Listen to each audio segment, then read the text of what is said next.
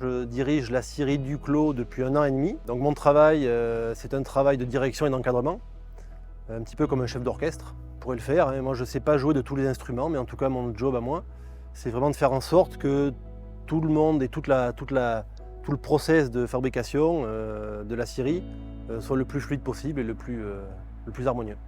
La scierie Duclos existe depuis 3 générations. Il y a 1 an et demi, elle a été rachetée par une entreprise familiale aussi hollandaise qui était un client de la scierie historique.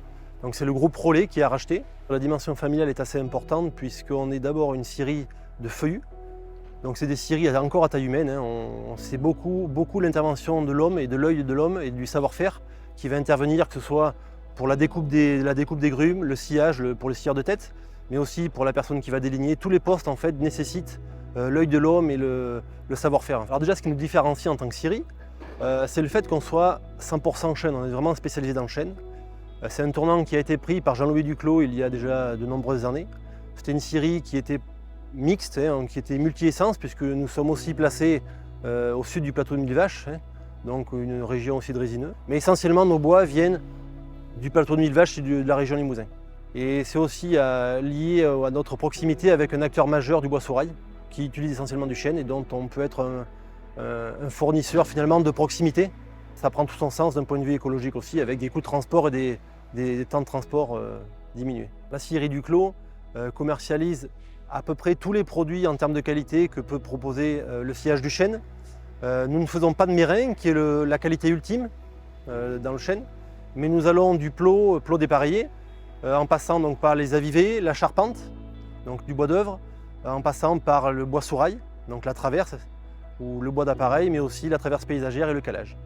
Nous sommes engagés dans une démarche de certification depuis plusieurs années, notamment FSC, où nous avons entamé une procédure de mise en place de la certification en 2019 et la mise en place de la chaîne de contrôle a été obtenue en 2021.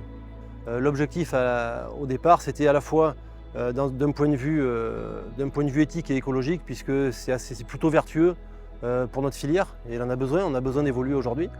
Et c'était aussi d'un point de vue économique, l'idée étant de pouvoir s'ouvrir de nouveaux marchés, et c'est ce que nous sommes toujours dans cette démarche-là d'ouverture de marché. Nous sommes aujourd'hui en capacité de pouvoir fournir des bois d'œuvre, de charpente ou même d'en aviver en certifié FSC.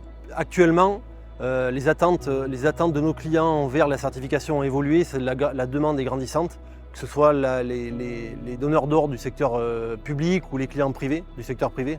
À mon sens et à mon goût, ce n'est pas suffisamment puisque nous sommes engagés dans une démarche de certification et donc de respect de la chaîne de contrôle. Donc nous sommes en attente et nous sommes prêts à répondre aux demandes de clients, quelles qu'elles soient, pour des bois certifiés FSC. Nous sommes convaincus qu'à l'avenir, lorsque nous pourrons vendre des produits à plus haute valeur ajoutée qui pourront être certifiés, nous pourrons tirer des bénéfices économiques et plus conséquents. Mais ça nous a permis aussi d'obtenir une traçabilité un petit peu plus poussée de nos bois, de nos approvisionnements. Et puis ça a permis aussi de nous mettre en avant, notre savoir-faire et nos bonnes pratiques, en tout cas, via cette certification.